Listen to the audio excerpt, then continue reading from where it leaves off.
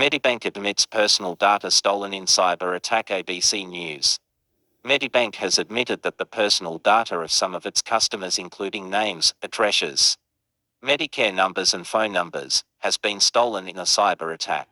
In a statement, the company said the criminal group allegedly responsible had claimed that 200 gigabytes of data had been stolen and that it would be reaching out to affected customers to let them know on what to do next.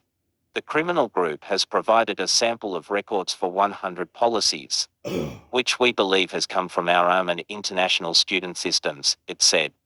That data includes first names and surnames, addresses, dates of birth, Medicare numbers, policy numbers, phone numbers and some claims data. It said the claims data involved where the medical service was and the codes that related to their diagnosis and procedures. The criminal claims to have stolen other information including data related to credit card security, which has not yet been verified by our investigations, it said.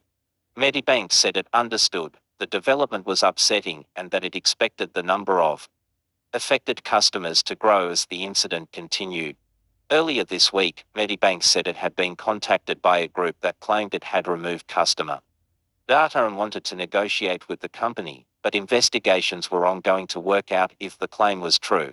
More to come. Posted 20 minutes ago 20th October 2022 at 1:17 p.m. Updated 3 minutes ago 20th October 2022 at 1:33 p.m.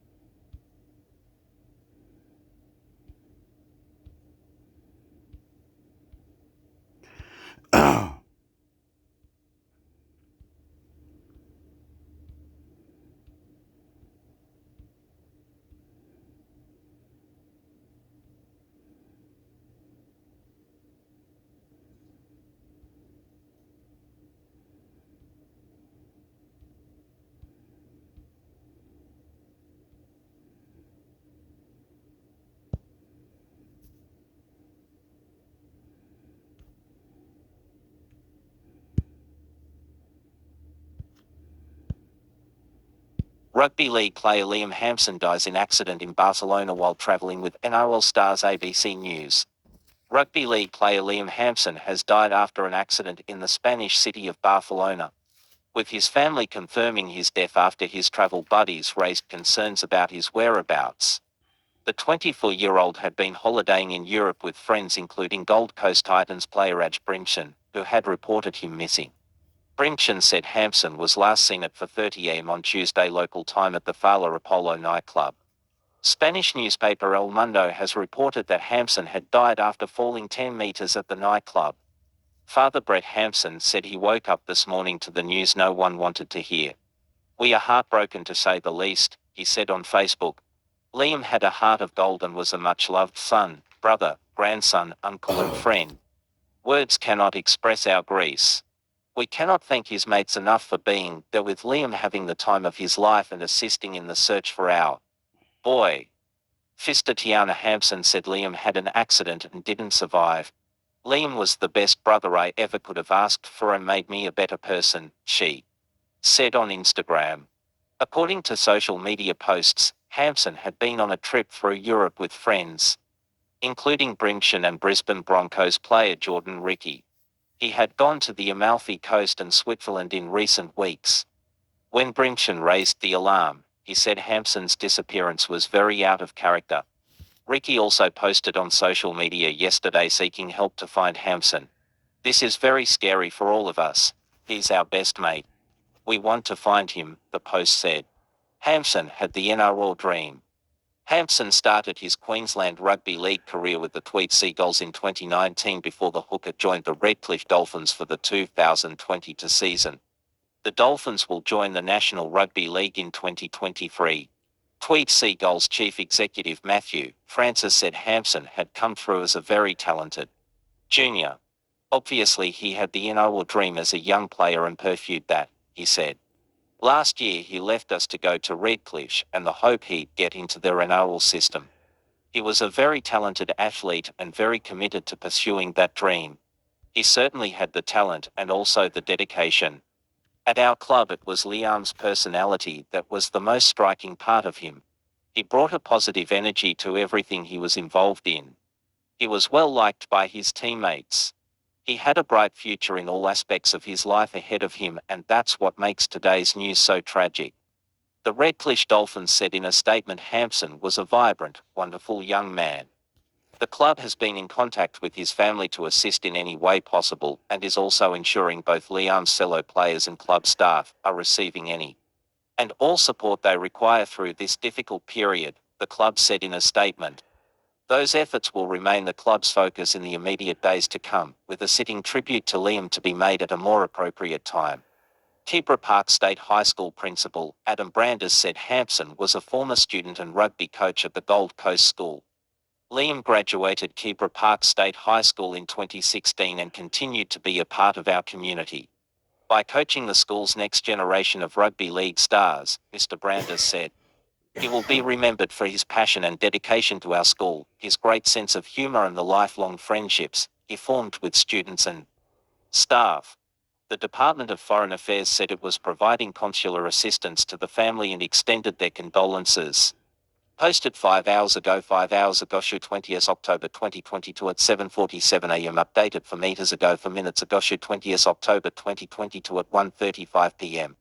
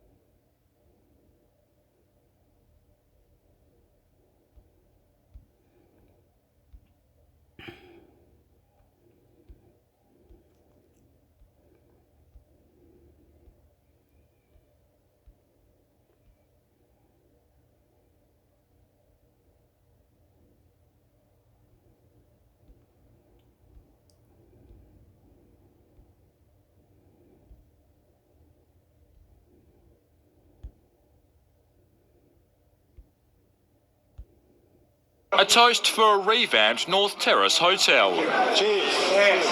But the state's Auditor-General isn't as cheerful about the government's handling of $133 million in grants for sports club and community infrastructure upgrades. When the watchdog has called out the state government for a grants program, there should be complete transparency. Andrew Richardson found deciding who and how much each grant recipient would get happened outside the usual public sector framework, something he says shouldn't happen. He wants to see the government submissions prepared by the Premier's own department then used to approve the two programs. To date, the request has been knocked back and that doesn't look like changing. The Auditor-General has asked for access to Cabinet documents. Our view is that that is not a way in which we can conduct Cabinet appropriately. It's a long-standing principle. The Premier has the power to provide the Auditor-General access to the documents.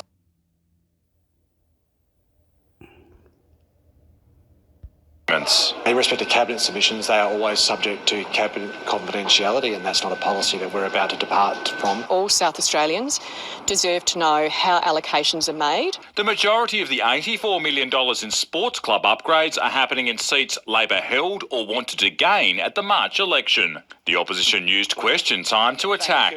Did the Premier refuse to release documents relating to sporting and infrastructure grants that were requested by the Auditor-General? On this side of the House, we are implementing the same policy that was applied by those on the other side of the House. The government pointed out the Liberals promised to match some upgrades Labor is now delivering in office. Rory McLaren, ABC News, Adelaide.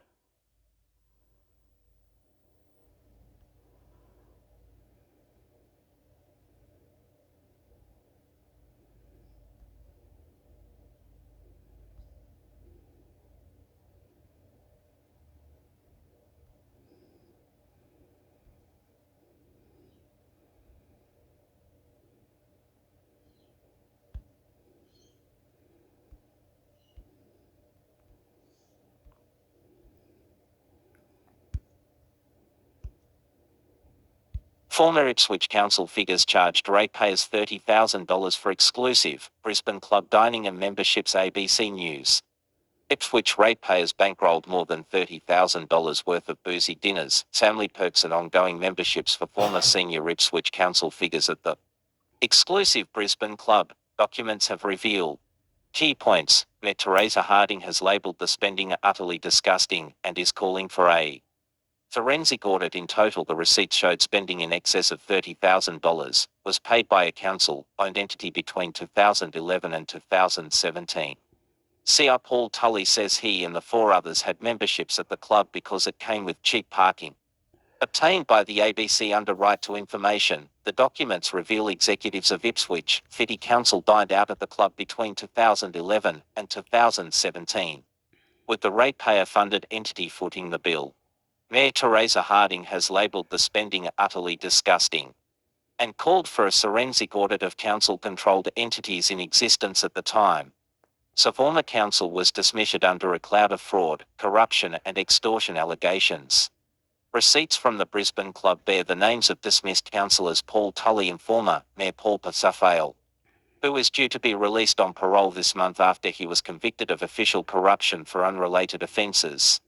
CR Tully was re-elected in 2020 and boasts of being Queensland's longest-serving councillor. He has never been charged with any offences.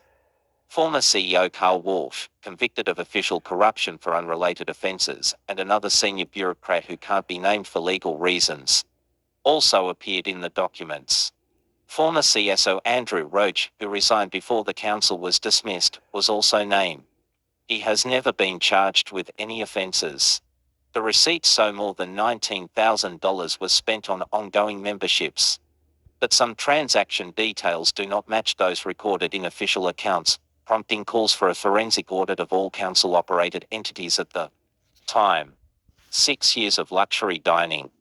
The Brisbane Club claims to be the River City's premier private club that exists for the purpose of connecting business leaders, academics and artists, but forbids business being conducted within its walls. Right to information documents detail 6 years of luxurious dinners, meetings with developers and special dinners for members' families. In October 2012, Pasafale enjoyed a $113 Pensolds 2008 Street Henry Shiraz oysters and 3 main meals at the club. His guests, not disclosed. In August 2012, Mr. Wolf sat down to 2 orders of the market fish of the day, with an $83 bottle of 2005 Cabernet Sauvignon. In August 2013, Pasafale claimed tickets to a members and daughters dinner, worth $170. 2 months later, the same for his son, another $170 on the tab, paid by the people of Ipswich. But the majority of spending was on memberships to the elite club, totaling more than $19,000 between 2011 and 2017. Levels of spending varied between the men, with the unnamed bureaucrat claiming nearly $7,000 worth of memberships. CR Tully and Pasafale claimed the least, around $1,000 each for memberships. Mr. Wolf and Mr. Roach, who lived within 50 kilometres of Brisbane, each claimed the most expensive level of membership, about $850 biannually for a town subscription. Pasafale and CR Tully, who lived 50 kilometres outside Brisbane, were charged between $250 and $300 twice a year for a country subscription. In total, the receipts showed spending in excess of $30,000 between 2011 and 2017. The ABC does not suggest the spending at the club was illegal. Spending utterly disgusting.